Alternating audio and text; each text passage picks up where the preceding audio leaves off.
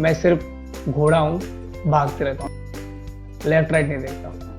सलमान खान को नचाना मुश्किल कितना है ये बताइए। मुश्किल नहीं, नामुमकिन है। सबसे टफ था बबीता फोगाट को नचाना। तो सलमान सर ने बोला है लड़का तो बड़ा कमाल है यार, बहुत अच्छा डांस करता है, तो मुझे कुछ मूव सिखाओगे। वापस आ रहा था घर पे, थ्रू आउट मैं रो रहा था। वो थम्स अप बहुत पीते, तो मोहन थम्स अप भी दे दे इसको। खाना तो खा रहा हूँ उनके साथ बैठ के, पर मेरी अंदर ही अंदर सांसें रुकी पड़ी है। मैंने मुंबई का हसल देखा है रियल लाइफ में। 3 दिन ऐसा हुआ लगातार कि मैं 20 रुपए के वाटरमेलन खा के सोया हूँ बैक टू बैक। अगर तुम बिकना भी चाहो तो व्यापार भी हो सकता है। अगर तुम बिकना भी चाहो तो व्यापार भी हो सकता है।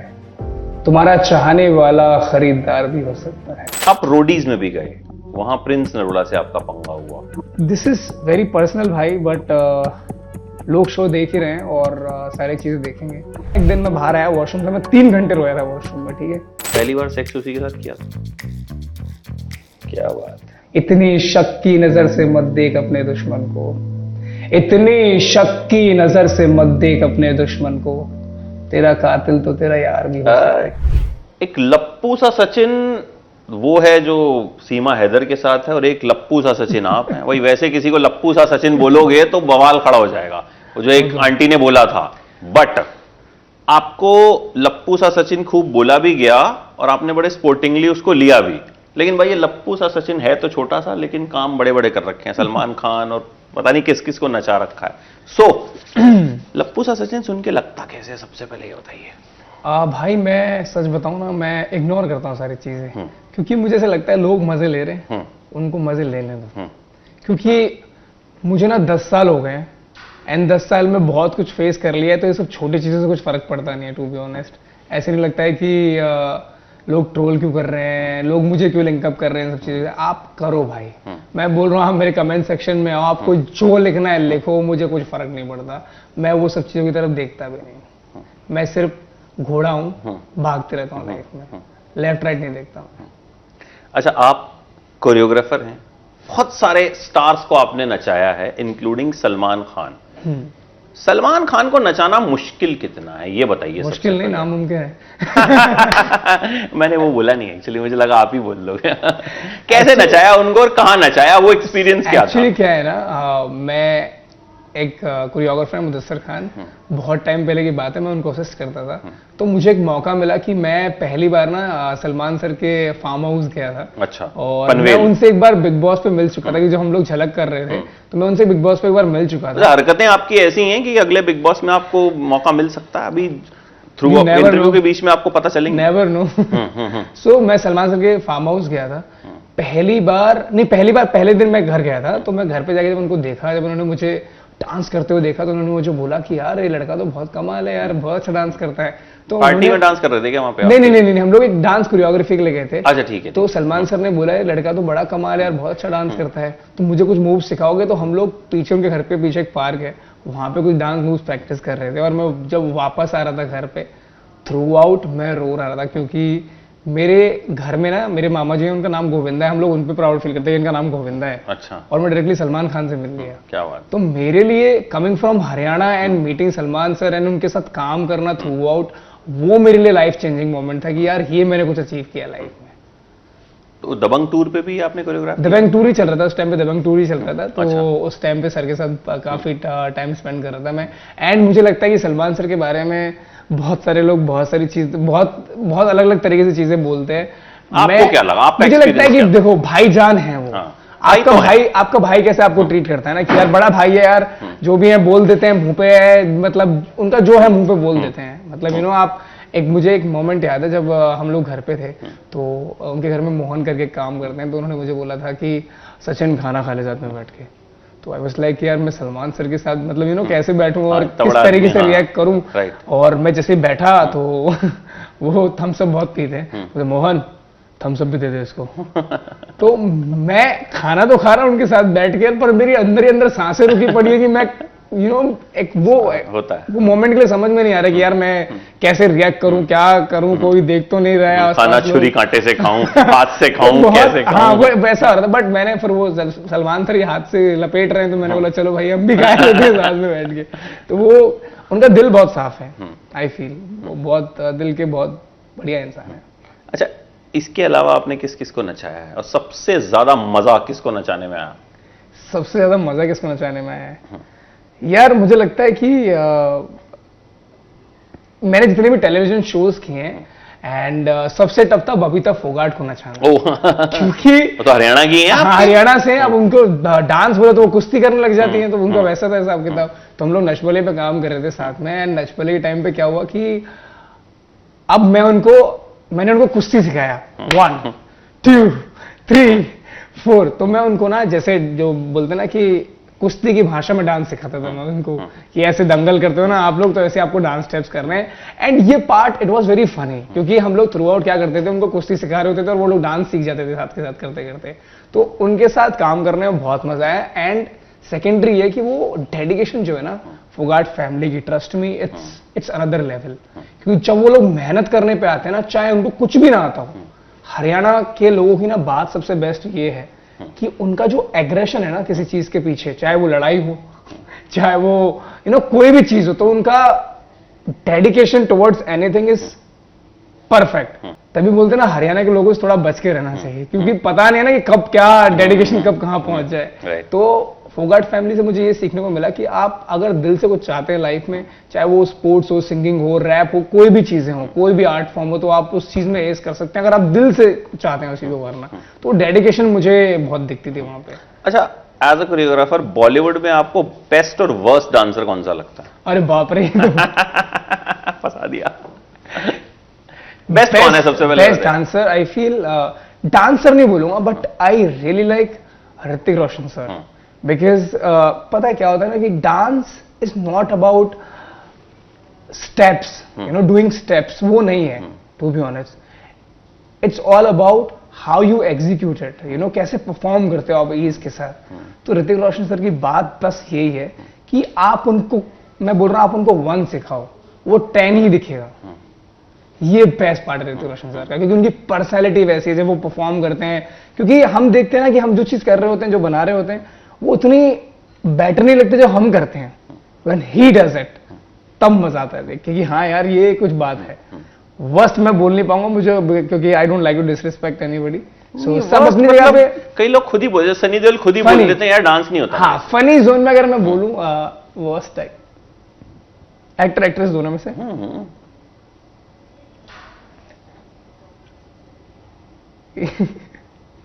किसके साथ मेरा सोच रहा हूँ एक्सपीरियंस बहुत ज्यादा खराब रहा है। नहीं, आप अपना भी और वैसे इन जनरली बता सकते हैं। Point of view, I don't find anybody worst to be honest. मुझे नहीं लगता कोई वर्स्ट है। मतलब लोग कोशिश तो करते हैं, अब गलतियां तो इंसान से होती है, इंसान गलतियों को पुतला है, तो ठीक है, होता है। ठीक है, आप सेफ खेल गए यहाँ। अच्छा, आपको कोरियोग्राफर ही बनना था बचपन में? क्या वैसे वाले बच्चे थे आपकी, चल बेटा डांस करके दिखा, अंकल आए हैं? नहीं, हाँ, ये मेरे साथ होता था कि मैं बचपन में जब मेरे घर में कभी भी होली दिवाली कुछ भी होती थी ना, तो मैं हमेशा सबको नचाता था, सबके साथ डांस करता था। मेरे जितने भी घर पे लोग मेहमान आते थे, वो लोग मेहमान आते इसलिए थे कि मेरा नाच देख सकें रात भर। एंड हमारे यहाँ पे क्या होता है ना कि हरियाणा में फुल पार्टी वार्टी होती है, रात में डीजे बाहर लग जाता है आपके गलियों में और आप नाच रहे हो, बढ़िया एकदम मजेदार माहौल चल रहा है। और मैं हमेशा बोलता हूँ, मेरी मम्मी बोलती थी, मैं उनके पेट में भी नाचता था। तो डांस का पैशन तब से है, बट कोरियोग्राफी मेरे दिमाग में था नहीं, बिकॉज हमको नहीं पता था भाई कोरियोग्राफी क्या होती है, मुंबई कब आ जाएंगे। लाइफ में हरियाणा से मुंबई तक का सफर कैसे होने वाला है मुझे नहीं पता था, क्योंकि कोई भी बंदा मेरी फैमिली से इंडस्ट्री में है नहीं। आज जो भी किया है इन 10 साल में खुद से किया है सब कुछ। इतना कुछ डील किया है मैंने लाइफ में, मतलब मैंने एक मोमेंट पहले भी शेयर किया है कि मेरी मम्मी ने अपने मंगलसूत्र गिरवी रखे थे मुझे मुंबई भेजने के लिए। एंड वो टाइम भी मैंने देखा है, मैंने लोकल ट्रेन में भी सफर किया है, मैंने मुंबई का हसल देखा है रियल लाइफ में। मुझे पता है कि जब मैं आया था ना मुंबई बड़ी चौड़ में कि भाई आऊंगा मुंबई में काम मिल जाएगा, फाड़ दूंगा भाई साहब, हरियाणा का छोरा एकदम मेरा ही डांस होगा अब तो। फुल जोन में आया था मैं। जब मैंने 2 महीने हकीकत देखी ना मुंबई की, मैं ऐसा हो गया था, कांप गया था मैं कि भाई ये कैसे मैं डील करने वाला हूँ इस चीज को। उस टाइम पे मेरी मम्मी का कॉल आया था एक बार, और मेरी मम्मी बोलती, क्योंकि मेरी मम्मी ना जॉब करती थी उस टाइम पे, और मेरी मम्मी का कॉल आया, मेरी मम्मी बोलती है कि अब मैं तेरे को पैसे कहाँ से भेजूंगी तेरे को सर्वाइव कराने के लिए, और अब तो मेरी जॉब भी छूट गई है। उस दिन का दिन है, मैंने मेरी मम्मी को बोला था कि आपको जॉब जाने की जरूरत नहीं है, अब जो होगा मैं भी देख लूंगा, कोई प्रॉब्लम नहीं है। एंड इस बात को बोले हुए 7 साल हो गए। इन 7 सालों में सब कुछ बदल दिया मैंने मेरी फैमिली के लिए, और मेरी फैमिली आज जिस मुकाम पे है, जहां से निकल जिस तरीके से मैंने उनके लिए किया है, आई थिंक मेरे लिए सक्सेस हुआ है। बिल्कुल। When I do it for my family, अगर मेरी फैमिली खुश है ना, अगर मेरा परिवार खुश है और मेरे जो अपने चाहने वाले मेरे दोस्त हैं, मेरा बड़ा सर्कल नहीं है टू बी ऑनेस्ट, मैं जानता सबको हूं। बोलते ना कि मुंबई शहर में अपने बहुत हैं और अपनापन नहीं है। ये तो है, ये तो खैर मैंने बहुत लोगों से सुना है। तो ये तो है। तो स्ट्रगल के दौरान कभी ऐसा भी हुआ कि खाने के लाले पड़ गए कि मतलब भाई आज तो है ही नहीं यार, मतलब कहां से खाना खाऊंगा? मैं बहुत बार हुआ ऐसा, एक बार नहीं बहुत बार हुआ ऐसा। जब मैं घाटकोपर में रहता था किसी के डांस स्टूडियो में, श्रीकांत तहिरे नाम है उनका, मैं उनके डांस स्टूडियो में रहता था और मेरे पास ना खाने के पैसे नहीं थे उस टाइम पे, क्योंकि मेरे घर वालों ने एकदम बोल दिया कि भाई शट डाउन हो चाहिए चीजें। उन्होंने सपोर्ट फिर भी कर रहे थे बट फाइनेंशियली मेरी फैमिली कभी इतनी स्ट्रांग नहीं थी। तो 3 दिन ऐसा हुआ लगातार कि मैं 20 रुपए के वाटरमेलन खा के सोया हूँ बैक टू बैक 3 दिन। और वो टाइम पे ना मेरी कोई कंप्लेन नहीं थी खुद से कि यार ये मैं सब क्यों कर रहा हूँ, मुझे वापस, मैं घर जाता मेरे दिल्ली तो मुझे मस्त खाना मिलता, मैं कंफर्ट जिंदगी जीता और वहीं रह जाता। अगर मैं वो दिन नहीं देखता तो मैं शायद आज आपके सामने नहीं बैठा होता। अच्छा, आप रोडीज में भी गए, वहां प्रिंस नरोला से आपका पंगा हुआ, तो वो क्या था? मतलब जानबूझ के किया था कि भाई मतलब लाइमलाइट मिल जाएगी या क्या है? क्या था? प्रिंस भाई हैं and he is a family member. वैसा नहीं होता भाई, क्या होता है कि जब आप शोज पे होते हैं ना तो you are too much involve with the shows, आप इतने इन्वॉल्व हो जाते हैं ना। एंड प्रिंस भाई जैसी पर्सनैलिटी जिन्होंने बहुत 4 शोज बैक टू बैक जीते हुए, इतनी सारी चीजें उन्होंने की हुई है, तो मेरा कुछ नहीं हुआ था भाई। वो लोगों की एक मिसअंडरस्टैंडिंग हुआ क्या एग्जैक्टली? मतलब हुआ ये था कि बेसिकली प्रिंस भाई एक हमारा वोट आउट सेक्शन चल रहा था, तो वोट आउट में उन्होंने बोला कि मैं गेम चेंज कर देता हूं और मैं वैसा कर देता हूं, और प्रिंस भाई ने मुझे ड्रॉप ऑफ कर दिया था ऑडिशन में। उन्होंने मुझे अपनी गैंग में नहीं लिया था, ठीक है। तो मुझे कोई ग्रजेस नहीं था उस चीज को लेकर, बट जो गेम एग्रेसिव होता है ना तो चीजें बहुत सारी बदल जाते हैं, इमोशंस शिफ्ट हो जाते हैं। तो प्रिंस भाई ने बोला था कि मैं गेम चेंज कर देता हूं, मैंने बोल दिया था we are ready for it. तो लोगों ने उसको गलत तरीके से ले गए, बट मैं एक बात बोलना चाहता हूं कि as a senior I have always respect for him. मैं उनको बहुत प्यार करता हूँ दिल से, और अभी भी मेरी बहुत कम बात होती है उनसे, बात ही नहीं हुई है बहुत टाइम से। तो मैं जेन्युइनली उनको बहुत दिल से रिस्पेक्ट करता हूँ, मैं उनको बहुत मानता हूँ। लोगों ने मुझे नहीं, बहुत सारे लोगों को इंस्पायर किया है and I really admire him to be honest. But अब बाहर आने के बाद नॉर्मल है सिचुएशन? फोन पे बात होती है उनसे? अभी बहुत टाइम से तो नहीं हुई है। नहीं, वैसे एक आध बार हो चुकी है, मतलब बाहर आने के बाद, या नहीं हुई है? एक्चुअली रोडीज के बाद नहीं हुई। रोडीज के बाद से, बट मेरे दिल में ऐसे कोई ग्रजेस नहीं है। कभी मिलेंगे तो उनसे बहुत प्यार से मिलूंगा। वो मिलेंगे तो उनसे पूछ लूंगा कि उनके दिल में ग्रजेस हैं या नहीं। रिया के साथ आपकी बड़ी बनती है? रिया मैम के साथ, रिया मैम तो फैमिली जैसी है, मतलब वो बहुत गाइड करती है रिया मैम के साथ, क्योंकि जो भी उनका पास्ट रहा है, लोगों की जजमेंट ना मतलब पीक पे रहती है उन सब चीजों की वजह से। बिल्कुल। पर मैंने लास्ट इंटरव्यू में बोला था कि यार मैंने उनको सामने से देखा है, मैंने उनको लोगों को अच्छे से गाइड करना, कैसे गेम खेलना है, क्या राइट और रॉन्ग है, वो सब बताते हुए देखा है। तो मैं इंसान को जज करता हूं मेरे प्रेजेंट से, मैं किसी के पास से जज नहीं करता, बिकॉज हर किसी इंसान का पास्ट होता है, ठीक है। आज मैं 25 साल जिंदगी में गुजार लिया, तो मैं 25 साल के हर एक दिन का किसी को जवाब नहीं दे सकता। मैं प्रेजेंट में क्या कर रहा हूं ना, प्रेजेंट में मेरा एक्शन क्या है, मैं प्रेजेंट में कहां पे बैठा हूं, प्रेजेंट में मैंने क्या अचीव करके बैठा है, प्रेजेंट में मेरा बिहेवियर क्या है, वो मैटर करता है मेरे लिए। इंसान कैसी है गेम के अलावा? बहुत बढ़िया, बहुत बढ़िया। एक्चुअली क्या है ना कि एक बोलते ना कि आपकी जिंदगी में कोई गाइड करने वाला होता है, तो कभी कभी मेरी आज से 4 दिन पहले ही बात हुई थी, तो मुझे बहुत सारी चीजों के बारे में गाइडेंस दे रही थी कि ये करना चाहिए तुझे, वो करना चाहिए। तो उनका वो एक वो अपर हैंड हमेशा से रहे, तो बहुत बढ़िया नेचर है उनका, मजा आता है काफी उनके साथ। आकृति के साथ आपका सीन क्या है अभी? मतलब ओके, क्लियर बता दीजिए कि मतलब, क्योंकि बड़े सारे स्पेकुलेशंस होते हैं, हुआ क्या था? आपको चीटर वीटर भी बोला उन्होंने? दिस इज वेरी पर्सनल भाई, बट लोग शो देख ही रहे हैं और सारी चीजें देखेंगे। भाई देखो, हर किसी का, जैसे मैंने अभी बात बोली ना, हर किसी का पास्ट होता है। आपको मेरे पास्ट से मतलब नहीं होना चाहिए। जो चीजें मेरे लिए इंपॉर्टेंट होती हैं वो अगर मैंने आपको बता दी है, चैप्टर क्लोज।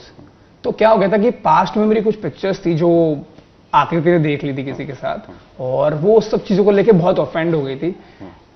आपसे अगर कोई गलती होगी लाइफ में, तो आपको इंसान गलती का मौका तो देगा ना, कि भाई कि चलो ठीक है मैं गलती सुधारने का मौका देता हूं तुमको, कि तुम ये अगली बार गलती मत करना। एक बार गलती हुई और सीधा कोई घर छोड़ के चला जाता है, एंड देन सारी चीजें आपकी आपके साथ की चीजें खत्म हो जाती हैं। एंड देन मैं बहुत बैक टू बैक उससे बहुत 2 दिन मैंने उसको नॉन स्टॉप बात करने की कोशिश करी, बट वो सारी चीजें मुझे समझ में आ गया था कि अब ये चीज ना शायद, या तो मैं ना कहानी को हमेशा 2 पहलू से देखता हूँ।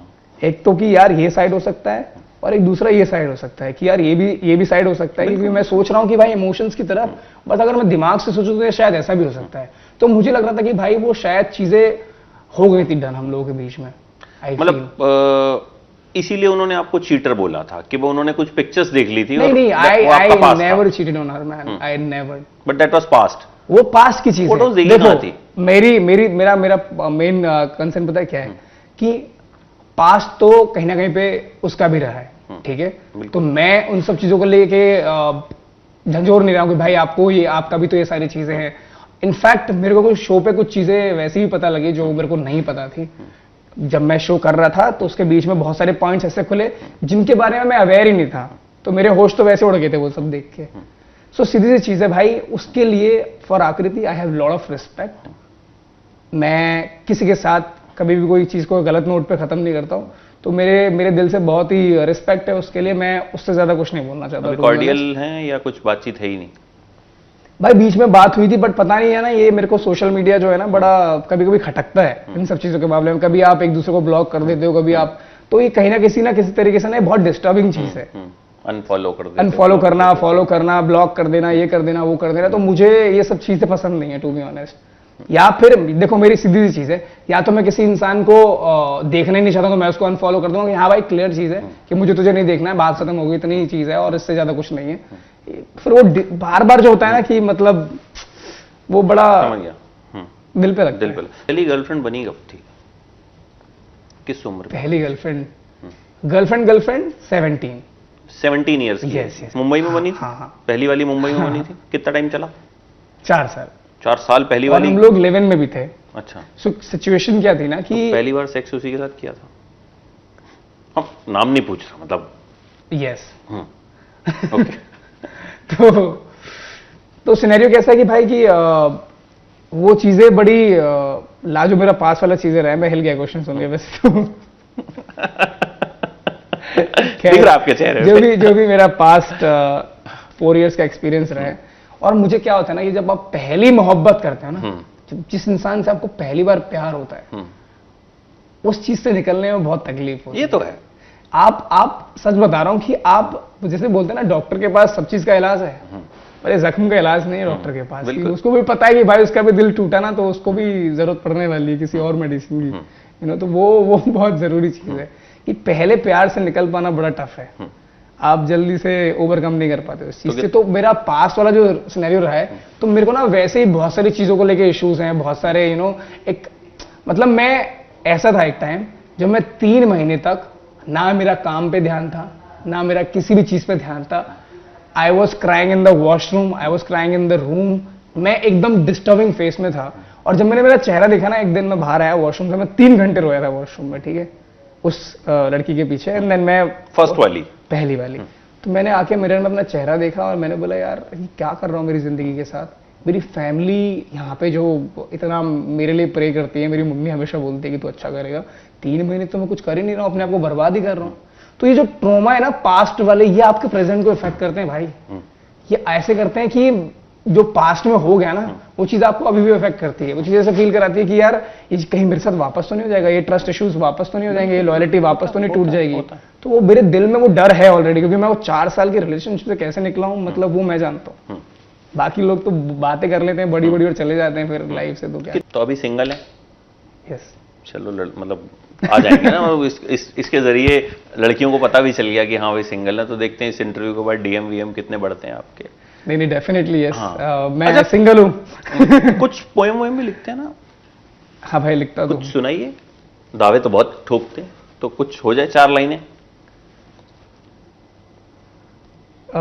भाई मैंने बोला था एक चीज कि अगर तुम बिकना भी चाहो तो व्यापार भी हो सकता है, अगर तुम बिकना भी चाहो तो व्यापार भी हो सकता है, तुम्हारा चाहने वाला खरीदार भी हो सकता है।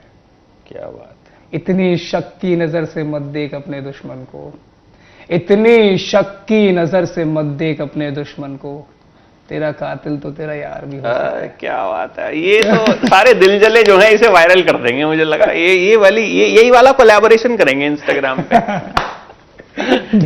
अच्छा ये बताइए कि एज अ डांसर आपको आपकी ट्रोलिंग खूब होती है, प्रिंस के फैंस ने भी ट्रोल किया, फिर वो लप्पू सा सचिन आ गया, मतलब you been used to it, ठीक है, हाइट की वजह से भी होती है। तो आपको लगता है कि इस वजह से कहीं ना कहीं जो एक डांस कम्युनिटी है, कोरियोग्राफर कम्युनिटी है, यूर साइड लाइन कहीं ना कहीं ऐसा महसूस होता है इस वजह से? भाई नॉट बिकॉज ऑफ माई सी, मेरी कोई लिमिटेशन ही नहीं है। मुझे आप ये नहीं बोल सकते बंदा इस चीज में कम है, क्योंकि मैंने इतनी मेहनत करी यार एक चीज के पीछे, तो मेरा टैलेंट बोलता है भाई, बाकी सब चीजें सेकेंडरी है मेरे लिए।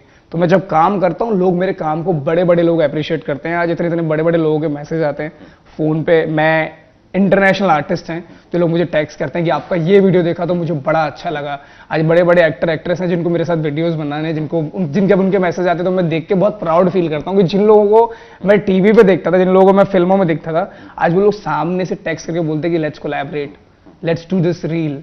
तो वो मेरे लिए सबसे बड़ी अचीवमेंट है। और मैं ना दिल से बोल रहा हूँ, मैं अभी कंटेंट को ना बहुत ही अलग पर्सपेक्टिव से देखता हूँ कि मुझे लगता है कि एक इन्फ्लुएंसर के लिए, एक एक्टर के लिए, एक हर एक इंसान के लिए जो कंटेंट है ना, वो गॉड है, भगवान है।